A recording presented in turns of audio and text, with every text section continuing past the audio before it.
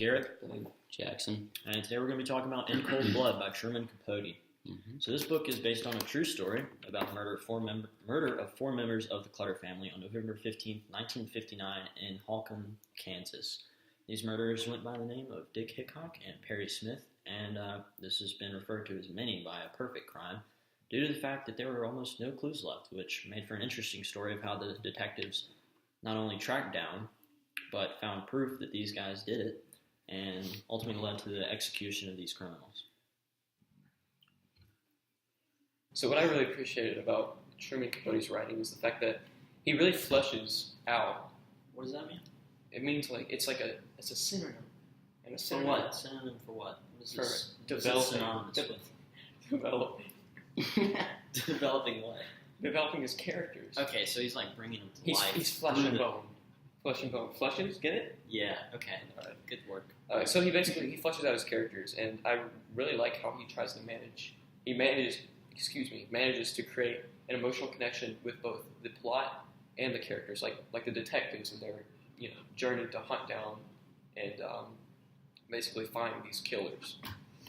All right, so one thing that I really enjoyed about the book is that it's full of details and it really painted a picture for the reader to imagine.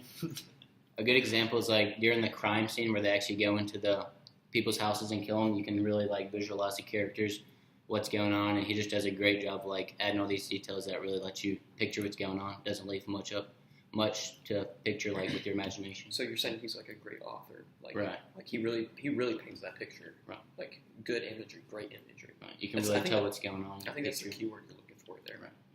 Just bouncing off of that, I really think that one thing that I noticed, reading this book is it never left me wondering for more details. It always left me, and sometimes I felt like he should just get on with it. It really just kind of sometimes he goes into too much detail about stuff that doesn't matter. He's talking. Yeah, go ahead and express his opinion. Go ahead and talk over me. But it's really great. What you're trying to say is it doesn't get on with it. The plot should sometimes. Like in the very beginning when he's going through the family, it gets boring. I'm not gonna lie. Yeah, I was bored. I was a little bored. I wasn't interested. I was like, when's this going to happen? Yeah, when are they going to get slaughtered? Right. Is really what I was waiting I'm tired of learning about the farmhands and his 14 children family, Absolutely. All right. But it's a great writer. Of course. Truman Capote.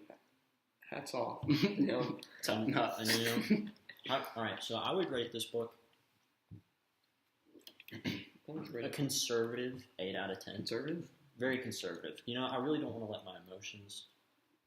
You want to stay true to your word, but you don't want to be too emotional about it. Absolutely. It was a good book. It had its flaws, but it had its emotional parts and it had its facts, and it was really interesting to read. Every book has its flaws, truthfully, but this one really makes up for its story and its plot and its general suspense. How would you rate it? It wasn't the best book, but I give it a solid 7 out of 10. Why are you counting off? What was not okay? Now, you liked it, but I just feel like it just kept kind of dragging on, and I liked the plot, truthfully, but the subplot of the whole Mexico, he dreams of living in Mexico. It was just kind of, mad to me. I just didn't really like it, truthfully. That's just my personal opinion. No, but, yeah.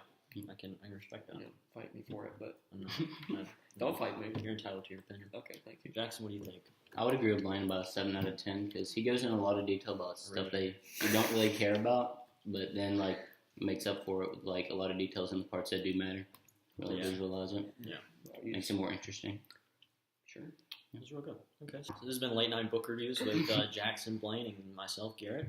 Thanks for watching. Tune in next week. We're going to be talking about the Hunger Games. No, you just ruined it.